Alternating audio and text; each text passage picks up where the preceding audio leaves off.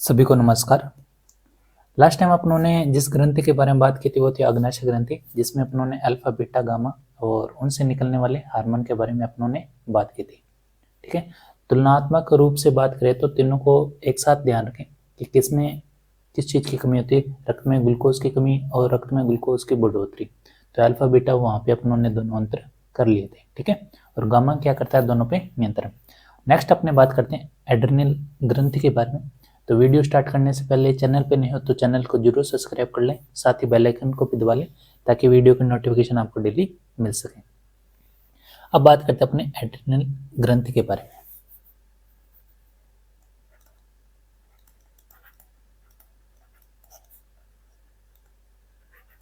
ये इसको क्या बोलते हैं अपने, अधिवक्र।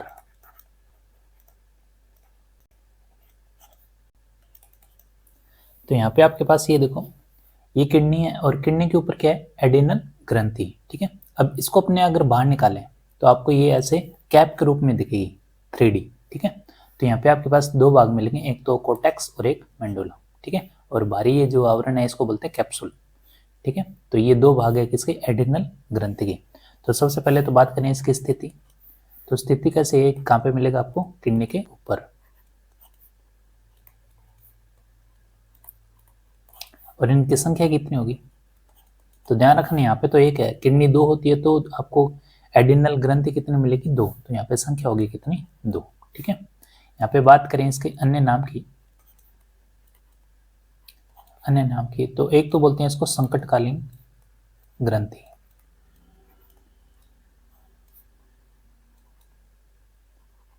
और इसको क्या बोलते हैं, और इसको बोलते हैं wisdom of life, wisdom wisdom of life.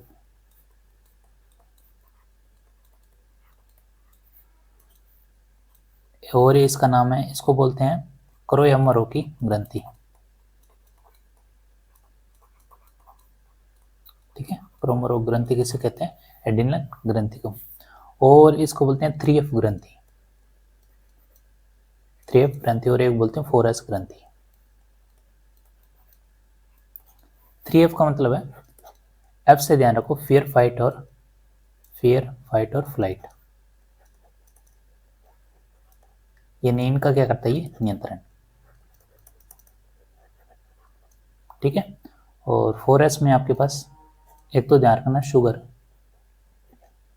Sugar, salt, sex, और लास्ट में आ जाएगा आपके पास स्ट्रेस। इनका क्या करता है, ये नियंत्रण। ठीक है, 4S ग्रंथि, 3F ग्रंथि, और क्या बोलते हैं संकटकालीन ग्रंथि, विजडम ऑफ लाइफ, क्रोयमरो की ग्रंथि। ठीक है, इसलिए इसको एक और नाम बोलते हैं सुप्रारीनल ग्रंथि। ठीक है, तो जो जितने भी नाम थे यहाँ पे अपनों ने इसके कर लिए। अब बात करते हैं इससे निकलने वाले हार्मोन। तो हार्मोन से पहले आप ध्यान रखो, इसमें कितने भाग होते हैं, दो, कोर्टेक्स और मेंडुला। तो ध्यान रखो इसके दो भाग, तो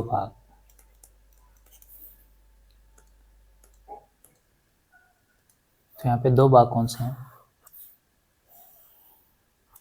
एक तो हो जाएगा आपके पास कोर्टेक्स, और एक है मेंडुला भाग।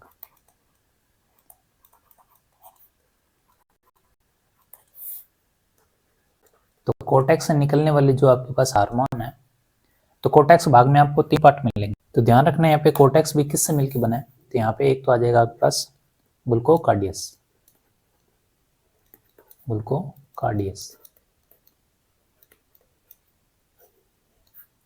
और एक आ जाएगा आपके पास मिनरलोकार्डियस, और एक आ जाएगा आपके पास गोनेडोकार्टिकोइड।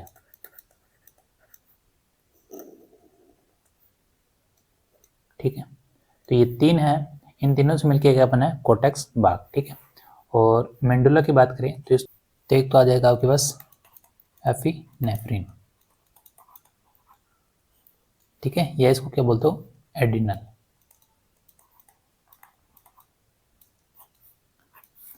और एक आ जाएगा आपके पास नॉर एपिनेफ्रिन। या इसको क्या बोल दोगे, नॉर एड्रिनल। ठीक है, तो ये तो हो गए मेंडुला के भाग, और ये है आपके पास कोर्टेक्स के भाग। तो कोर्टेक्स किससे मिलकर बनाता है, ये आपके पास है ग्लूकोकार्डियस, मिलनोकार्डियस और कौन सा आपका गनेडोकार्टिकोइड। ठीक है, तो यहाँ पे आपके पास बात करें, अगर आपसे पूछे कि ग्लूकोकार्डियस में कौन सा हार्मोन रिलीज होता है, तो ध्यान रखना कौन सा, कार्टिसोल, कार्टिसोल हार्मोन। और मिलनोकार्डियस में कौन सा होता है, तो ध्यान रखना एलडी, एल्डोस्टेरोन। ठीक है, और गोनेडो में यहाँ पे आपके पास दो आएंगे, तो एक तो पुरुष और एक महिला। पुरुष में तो जो हार्मोन रिलीज होता है उसको बोलते हैं टेस्टोस्टेरोन, स्टेरोन, और महिला में जो रिलीज होता है हार्मोन उसको बोलते हैं एस्ट्रोजन, एस्ट्रोजन हार्मोन। ठीक है, तो ये तो महिला में होगा और ये हो गया पुरुष में। तो ये तो बात होगी, ये तो पहले से हार्मोन है कि एफिनेफ्रिन और एड्रिनल, तो इसमें जो हार्मोन निकलते हैं उसको एड्रिनल हार्मोन बोलते हैं, नॉन एफ्रिन ये इसको क्या बोलते हैं, नॉन एड्रिनल हार्मोन। ठीक है, तो ये तो बात होगी। तो सबसे पहले बात करें ग्लूकोकार्डियस में, आपके पास हार्मोन ये याद रखो। और मिलनोकार्डियस में क्या होता है, देखो ये सबसे पहले बात करें ग्लूकोकार्डियस करता क्या है। तो सबसे पहले बात करते अपने ग्लूकोकार्डियस।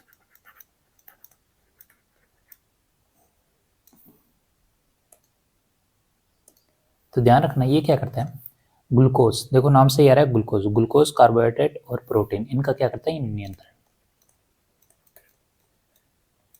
ग्लूकोज, कार्बोहाइड्रेट और क्या आ जाएगा आपके पास, प्रोटीन, इनका क्या करता है, ये नियंत्रण। ठीक है, तो इनसे निकलने वाला हार्मोन अपने को पता है कार्टिसोल। उसके बाद सेकंड था अपने पास,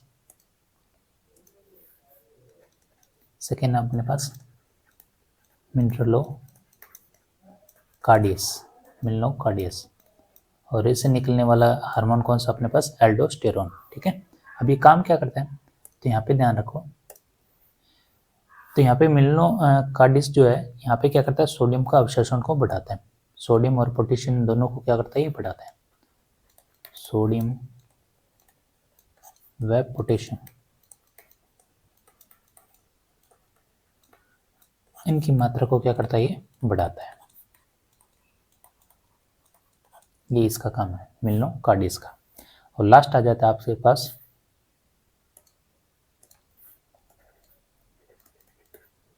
गोनेडोकार्टिकोइड।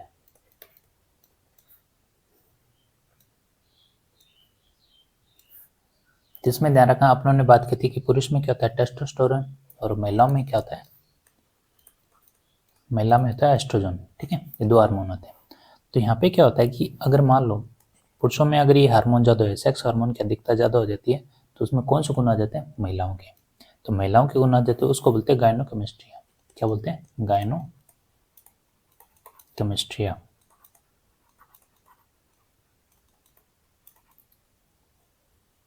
ठीक है, तो इस हार्मोन की अधिकता हो जाए तो पुरुषों में क्या हो जाती है, महिलाओं जैसे गुण आ जाती है, जिसको बोलते हैं गायनोकेमिस्ट्रिया।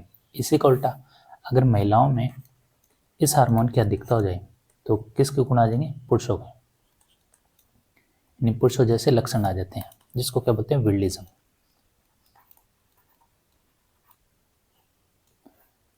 ठीक है, तो गायनोकेमिस्ट्री और विल्डिज्म किसे कहते हैं, कि पुरुषों में महिलाओं जैसे गुण आ जाए गायनोकेमिस्ट्री, महिलाओं में पुरुषों जैसे गुण आ जाए विल्डिज्म।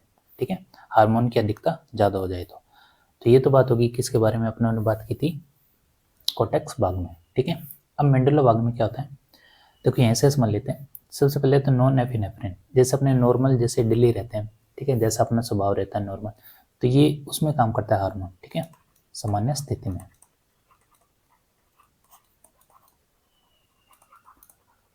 सामान्य स्थिति में एफिनेफ्रिन और एड्रिनल, ये है मेन खास बात। ये क्या करता है, अचानक से कोई घटना होती है, जैसे मान लो अगर आपसे कहे कोई फ़ोन पे कि आपकी 1 करोड़ की लॉटरी लग गई, तो एक तरह से आप क्या हो जाओगे, सरप्राइज हो जाओगे। इसका मतलब क्या है, आपकी पुतलियाँ, यानी एक बात मान लो, जैसे कईयों को अंधेरे में डर लगता है, तो इसका मतलब उसमें कहते हैं डर पैदा होता है। ये सारा का सारा काम कौन करता है? एफिनेफ्रिन या एड्रेनल। ठीक है, तो ये ध्यान रखना है। और जैसे मान लो डर के कारण कईयों को पसीना भी आ जाता है, तो पसीना जो ग्रंथि है उसका भी नियंत्रण कौन करता है? एफिनेफ्रिन। ठीक है, तो इसका मतलब ये है कि ध्यान रखो, जैसे हृदय की गति बढ़ा देता है, रक्त दाब बढ़ा देता है, पुतलियों का आकार बढ़ा देता है, और क्या करता है? ये पसीना ग्रंथियों को सक्रिय कर देता है। ठीक है, यानी एक तरह से एक्टिव रहता है, यानी अचानक से जो गई कोई घटना हो तो उस पर क्या होता है? एफिनेफ्रिन। कई देखा होता कि ज़्यादा खुशी के मारे क्या हो जाता है? बेहोश हो जाता है, तो वो यही होता है, एफिनेफ्रिन की क्या होती है? उसमें कमी होती है। ठीक है, तो ये तो बात होगी एफिनेफ्रिन, नॉन एफिनेफ्रिन सामान्य स्थिति में जो है। ठीक है, अब बात करते हैं इसकी कमी से होने वाले रोग। अब बात करते हैं अपने रोगों की। तो सबसे पहले एक रोग है एडिसन। एडिसन रोग। अब ये किसकी कमी से होता है? तो ध्यान रखना, ये होता है कार्टिसोल हार्मोन की। कार्टिसोल हार्मोन की क्या होती है? कमी से। ठीक है, इसकी कमी से ये रोग होता है। इसमें क्या होता है? व्यक्ति को पसीना बहुत आता है, पसीना बहुत आता है। उसके बाद बात करें, एक और रोग है जिसको बोलते हैं कुशिंग। कुशिंग रोग।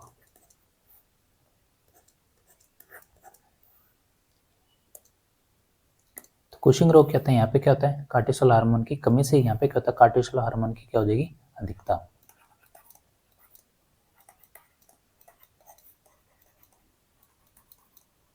इसकी अधिकता से क्या होता है? फिर क्या होता है? इस रोग में क्या होता है कि शरीर चौड़ा पड़ जाता है थोड़ा। ठीक है, शरीर क्या हो जाता है? शरीर चौड़ा पड़ जाता है। और लास्ट अपने को एक रोग ध्यान रखना है, कांस। कांस रोग।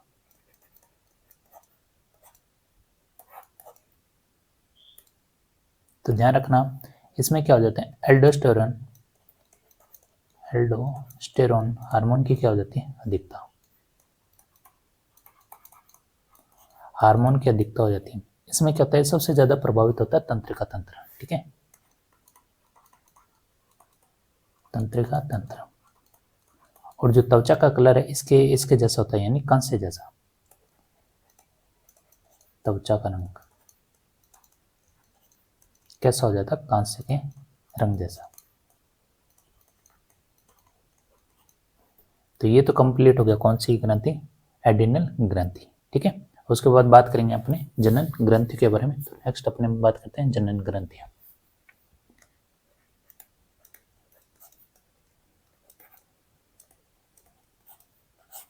तो जनन ग्रंथियां यानी रिप्रोडक्टिव ग्लैंड्स। तो इसमें सबसे पहले बात करते हैं अपने मेल के बारे में। तो ध्यान रखना, इसमें जो ग्रंथियां पाई जाती है वह है व्यूरेशन, जिसको क्या बोलते हैं? टेस्टिस। ठीक है, इसमें अगर आपसे पूछ ले इसमें कोशिकाएं कितनी, तो ध्यान रखना, इसमें कोशिकाएं होती 3। ठीक है, एक तो बोलते हैं जननी कोशिका। जननी कोशिका या इसको क्या बोलते हैं? जर्म कोशिका। ठीक है, और एक होती है आपके पास सर्टोली कोशिका। सर्टोली कोशिका। लास्ट में होती है लीडिंग कोशिका।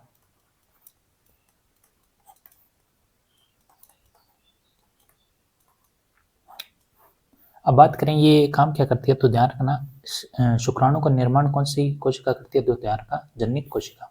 तो यहाँ पे अपने बात करें, ये क्या करते हैं? शुक्राणु का निर्माण।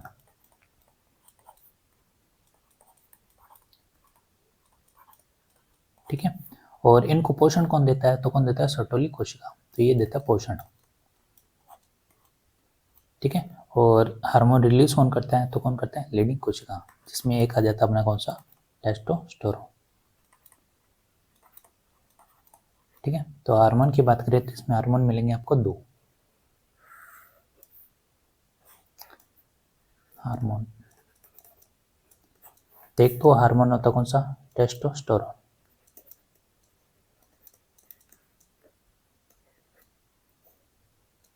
और एक हार्मोन कौन सा होता है, एंड्रोजन। अब इन दोनों में इफेक्ट क्या है, तो कुछ टेस्टोस्टेरोन में क्या होता है कि नर की आक्रामकता का जो लक्षण है वो इसी के कारण आता है, आक्रामकता, ठीक है। नहीं तो अगर इसकी कमी हो तो जो बंदा वो सामने हाँ जी हाँ में, ना जी ना में कोई काम बोल दे आराम से, ठीक है। तो टेस्टोस्टेरोन क्या करता है, नर की आक्रामकता को दर्शाता है। और ध्यान रखो इसमें क्या होता है, नर में द्वितीय लैंगिक लक्षणों को दिखाता है,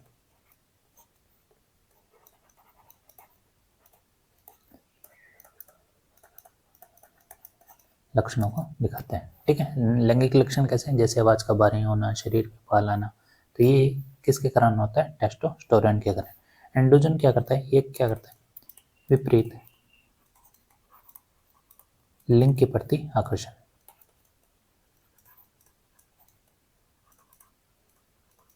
ठीक है, यानी मेल का फीमेल के प्रति आकर्षण कौन सा है, एंड्रोजन हार्मोन। तो ये तो हो गया किसकी बात की अपनों ने, मेल में। तो ये इसमें इतना ही ध्यान रखना है, बस ये ध्यान रखना है इसमें कोशिकाएं, कोशिकाओं से रिलेटेड क्वेश्चन, ये क्वेश्चन आया हुआ है लीडिंग कोशिका। तो जो हार्मोन को रिलीज करता है वो कौन सी कोशिका है, लीडिंग कोशिका, ठीक है। नेक्स्ट अपने बात करते हैं अंडाशय के बारे में, फीमेल।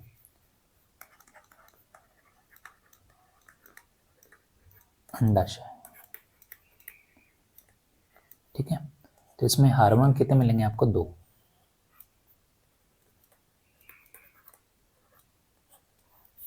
एक तो हार्मोन मिलेगा आपको प्रोजेस्टेरोन, और एक हार्मोन है आपके पास एस्ट्रोजन। अब बात करें इनकी विशेषताओं की, ये हार्मोन क्या काम करते हैं, तो ध्यान रखना ये हार्मोन क्या करता है, गर्भधारण, क्या करवाता है, गर्भधारण करवाता है, इसलिए इसको क्या बोलते हैं, प्रेगनेंसी, प्रेगनेंसी हार्मोन, ठीक है। तो गर्भ धारण कराता है इसलिए इसको प्रेगनेंसी हार्मोन, प्रोजेस्टेरोन, ठीक है। और एस्ट्रोजन क्या करता है, ध्यान रखना महिलाओं में द्वितीय लैंगिक लक्षणों का क्या करता है, विकास, द्वितीय लैंगिक लक्षण,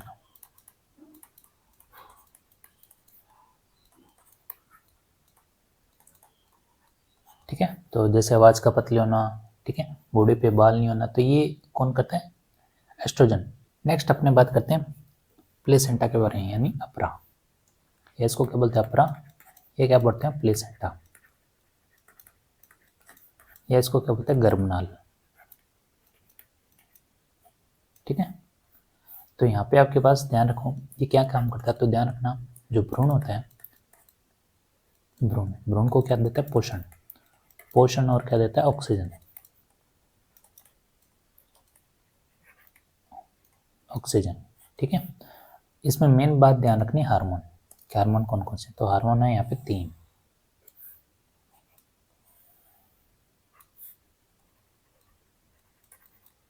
हार्मोन। एक तो है SCG, ठीक है, एक आपके पास लैक्टोजन, और एक है रिलैक्सिन, ये तीन हार्मोन है, रिलैक्सिन हार्मोन।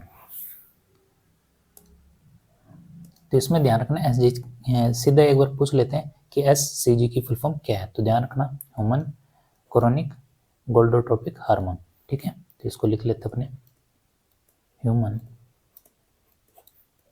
कोरोनिक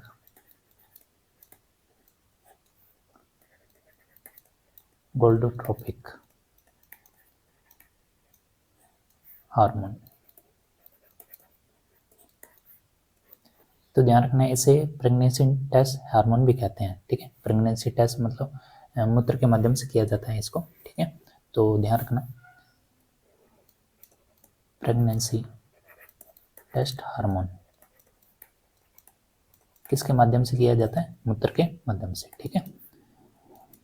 तो एक ध्यान रखना जैसे लिंग का निर्धारण है, ठीक है, जेंडर का जो निर्धारण है बच्चे का, वो कौन सा हार्मोन करता है, यही। ठीक है, इसके द्वारा एसजीजी।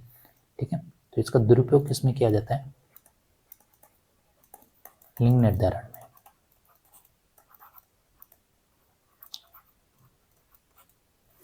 तो ये तो था एसजीजी।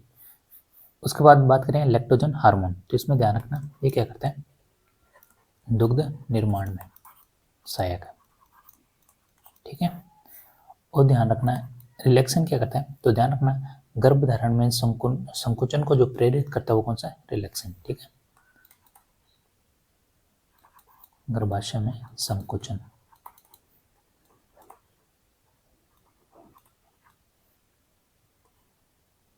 ठीक है, तो रिलैक्सन जैसे डिलीवरी के टाइम है तो वहाँ पे भी किसका जो हार्मोन काम करता है वो है रिलैक्सन हार्मोन। ठीक है, डिलीवरी के टाइम पे रिलैक्सन हार्मोन काम करता है और गर्भाशय में क्या करता है, संकुचन। तो ये तो बात होगी कि अपनों ने जनन ग्रंथि पढ़ी पुरुषों में और महिलाओं में। ठीक है, अब नेक्स्ट अपना जो टॉपिक रहेगा वो रहेगा तंत्रिका तंत्र यानी नर्वस सिस्टम। तो नेक्स्ट अपने बात करते हैं तंत्रिका तंत्र के बारे में। तंत्रिका तंत्र या इसको क्या बोलते हैं, नर्वस सिस्टम।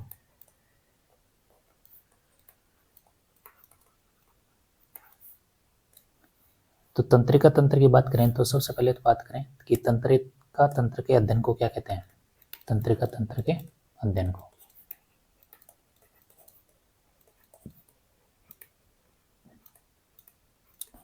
तो ध्यान रखना क्या कहते हैं, न्यूरोलॉजी, न्यूरोलॉजी। अगर आपसे पूछ ले तंत्रिका तंत्र की इकाई बताओ क्या है, तो ध्यान रखना क्या होता है, न्यूरॉन। ठीक है, ये क्वेश्चन तो बहुत बार आया हुआ है इकाई के लिए। ठीक है, एक चीज ध्यान रखें, तंत्रिका तंत्र में भाग कितने होते हैं, तो इसके भाग होते हैं तीन। तीन कौन कौन से,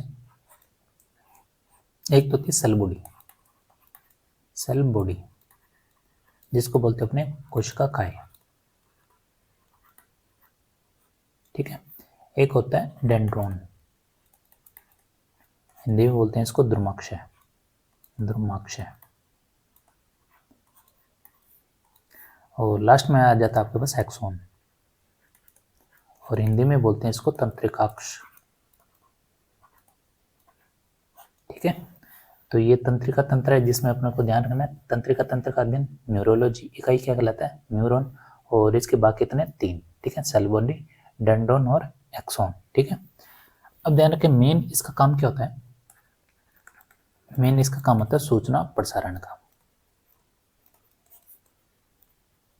सूचना प्रसारण का। वो कैसे, जैसे अपने थोड़ी सी भी चोट लग जाए तो चोट लगने पर डायरेक्ट जो संदेश जाता है वो कहाँ पे, मस्तिष्क में। कई बार ये होता है कि चोट लगते अपने को थोड़ी देर बाद पता चलता है दर्द का, तो वो यही है, तंत्रिका तंत्र ही बताता है वो। ठीक है, तो सूचनाओं को प्रसारण करता है। कई बार गति पूछ ले तो इसकी गति क्या होती है, गति 130 से 150 मीटर पर सेकेंड।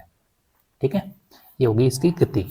और ध्यान रखना इसमें कोशिका विभाजन नहीं पाया जाता, कोशिका विभाजन नहीं पाया जाता।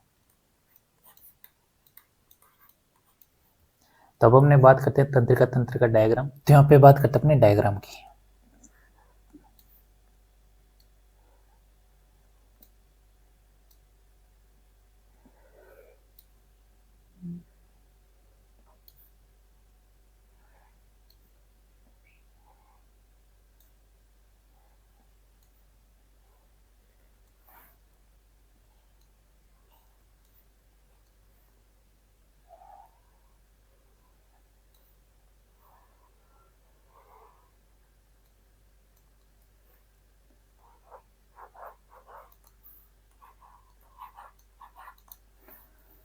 तो ये है आपके पास तंत्रिका तंत्र, और इसमें अपने बात करें यहाँ पे आपके पास रेशे पाए जाते हैं।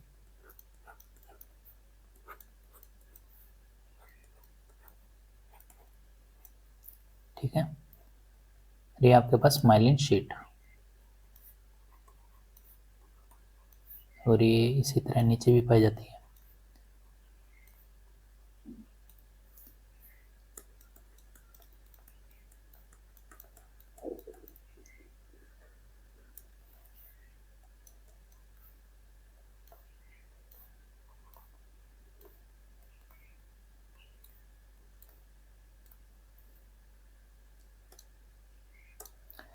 तो ध्यान रखें, जो आपको ये दिख रहा है इसको बोलते हैं केंद्रक, ठीक है। और रेशो के रूप में दिख रहे हैं इनको बोलते हैं डेंड्राइन, डेंड्राइन, ठीक है, यानी क्या बोलते हैं दुर्माक्ष। और ये आपको ऊपर दिख रहा है इसको बोलते हैं माइलिन शीट, माइलिन शीट। और इस शीट के अंदर मिलेंगे आपको ये जो डॉट्स हैं, इनको बोलते हैं श्वान कोशिका, श्वान कोशिका। और इनके बीच में ये जो गैप है इसको बोलते हैं रेनवियर के नोड,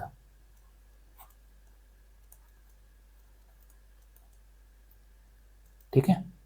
और ये आपको मिलेगी, ये पूरी नली मिलेगी आपको एक्सॉन, यानी तंत्रिका अक्ष, ठीक है।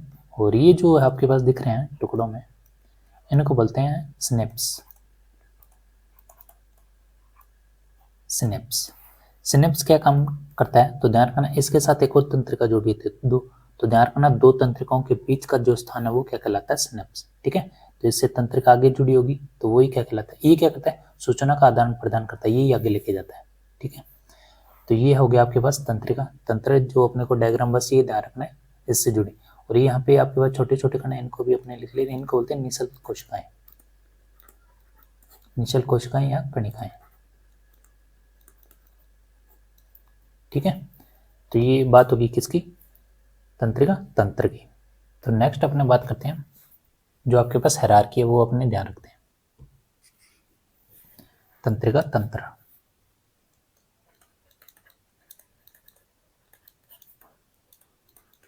Nervous system. तो ये बटा हुआ 3 भागों में,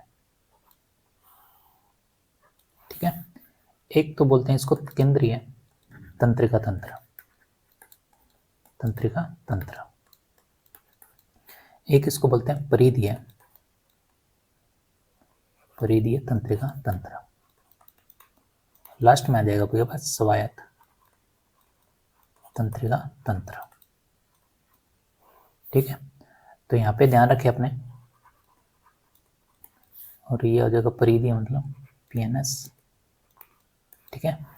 और केंद्रीय मतलब central, central nervous system CNS. तो ये बटा हुआ है 2 भागों में, एक तो बटा हुआ किसमें, मस्तिष्क, और एक बटा हुआ मेरुरज्जु। और परिधीय की बात करें तो परिधीय बटा ये भी बटा हुआ है 2 भागों में, एक तो बटा हुआ कपालीय, कपालीय तंत्रिका, और एक बटा हुआ मेरु तंत्रिका में। और स्वायत्त भी है आपके पास 2, इसको बोलते हैं अनुकंपी, अनुकंपी तंत्रिका तंत्र।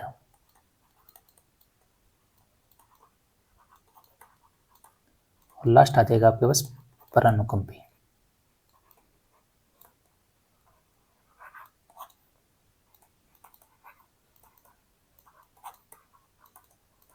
ठीक है।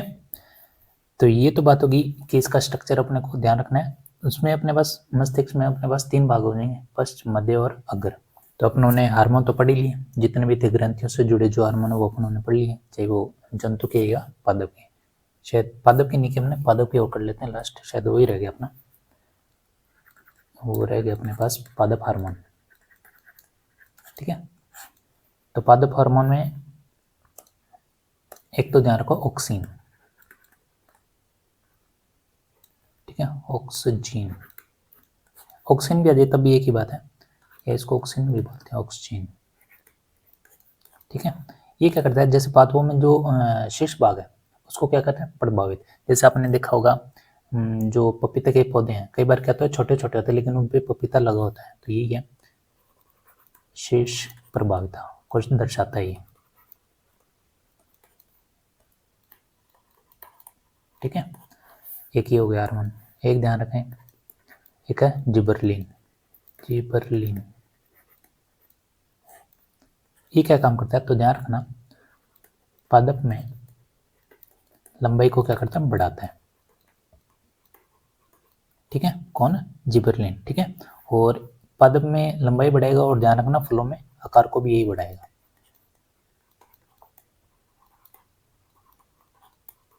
ठीक है। और एक अपनों ने पढ़ा था साइटोकाइनिन। साइटोकाइनिन ये तो ध्यान ही होगा, ये क्या कराता है, कोशिका विभाजन पाथों में, ठीक है, कोशिका विभाजन। और एक आपके पास एबिसिक अम्ल। एबिसिक अम्ल क्या करता है, ये ध्यान रखना, पादप में क्या करता है, एक टाइम में वृद्धि को रोकने का काम कौन करता है, यही करता है, ठीक है, एबिसिक अम्ल, पादप की वृद्धि निरोधक हार्मोन।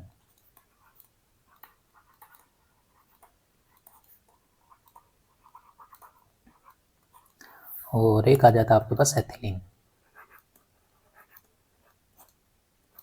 एथिलीन, ठीक है, ध्यान रखना, जो आपके पास फल पकाने का जो काम करता है वो कौन करता है, एथिलीन, ठीक है, कच्चे फलों को पकाने का, कच्चे फलों को क्या करता है, ये पकाता है। और कहते हैं कि एकमात्र गैसीय हार्मोन कौन सा है, तो यही है एथिलीन, एकमात्र गैसीय हार्मोन।